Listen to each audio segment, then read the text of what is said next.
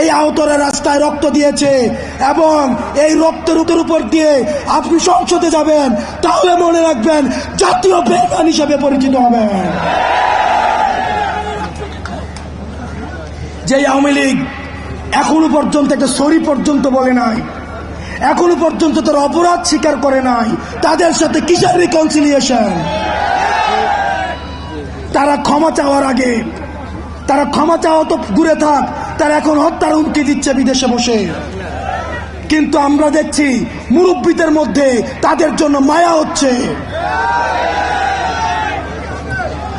মনে রাখবেন, যারা এই রিকনসিলিয়েশনের আলাপ তুলছেন, আওয়ামী লীগকে নির্বাচনে দেখতে চাচ্ছেন, আপনারা ক্ষমতামুখী, আর আমরা আহত এবং যারা জীবন্ত শহীদ আমরা হচ্ছে জনতামুখী। যতদিন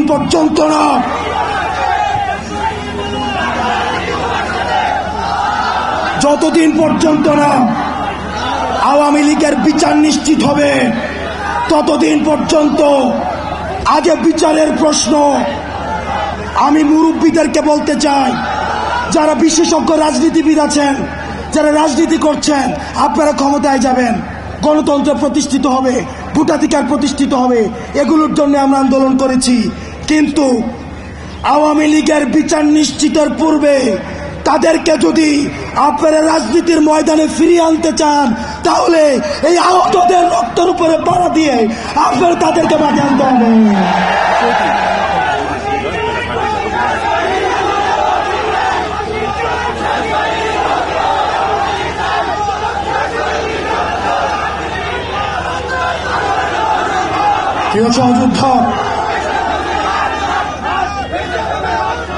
প্রিয় সহযুদ্ধ, আপনারা জানেন আমাদের এই পার্শ্ববর্তী দেশ এখন বাংলাদেশ যাদেরকে জঙ্গি স্বীকৃতি দিয়েছে, তাদেরকে এখন পার্শ্ববর্তী ভারতে আশ্রয় দিচ্ছে।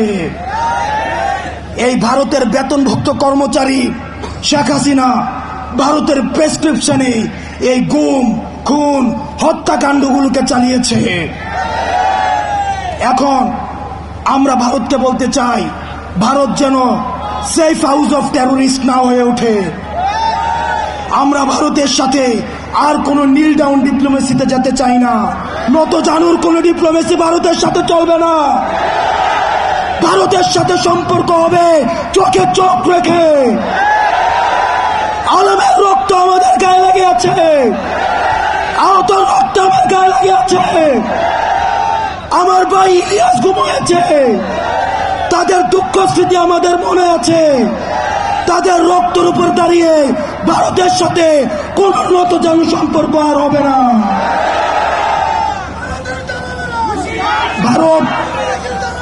ভারতের সাথে আমাদের সম্পর্ক হবে ন্যায্যতার ভিত্তিতে, আমাদের ঈর্ষার ভিত্তিতে। আমরা বলতে চাই, ভারত জঙ্গিদেরকে এখন আশ্রয় দিচ্ছে, জঙ্গিদেরকে পৃষ্ঠপোষকতা দিচ্ছে এবং গুজরাট কসাই আমার দেশে সাম্প্রদায়িক সম্প্রীতির সে লেসন দিচ্ছে। আমরা গুজরাট কসাইকে বলতে চাই,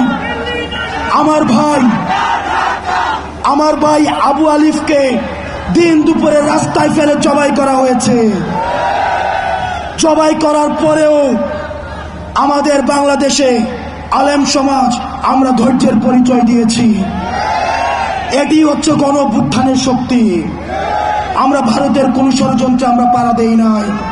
ভারত চেয়েছিল আমাদের যারা বন্ধু হিন্দু ভাই, আমাদের যারা সংখ্যালঘু রয়েছে, তাদের সাথে আমরা সংঘর্ষে জড়াই, কিন্তু আমরা ভারতের কোন ষড়যন্ত্রে আমরা পা দেই নাই। এই বাংলাদেশে সংখ্যালঘু তারাই যারা বাংলাদেশের বিপক্ষে। আমার কোন হিন্দু ভাই সংখ্যালঘু না, আমার কোন বৌদ্ধ ভাই সংখ্যালঘু না, আমার কোন পাহাড়ি ভাই সংখ্যালঘু না। বাংলাদেশের বিপক্ষে যারা, তারাই হচ্ছে সংখ্যালঘু। সুতরাং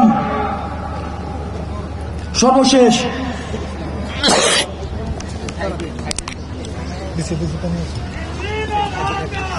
কার উপর দিয়ে তাহলে আবার বুলেট যেতে হবে। আর কোন বাংলাদেশের সমঝোতার রাজনীতি নয়, আর কোন গুম নয়, আর কোন হত্যা নয়, আর কোন ফেসিবাদের উত্থান নয়। যেখানে ফ্যাসিবাদের উত্থান হবে সেখানেই আমরা একসাথে লড়ব। ওই আপোষ না রাজপথ, দালালি না রাজপথ, দালালি না রাজপথ, দালালি না রাজপথ, আপোষ না সংগ্রাম, আপোষ না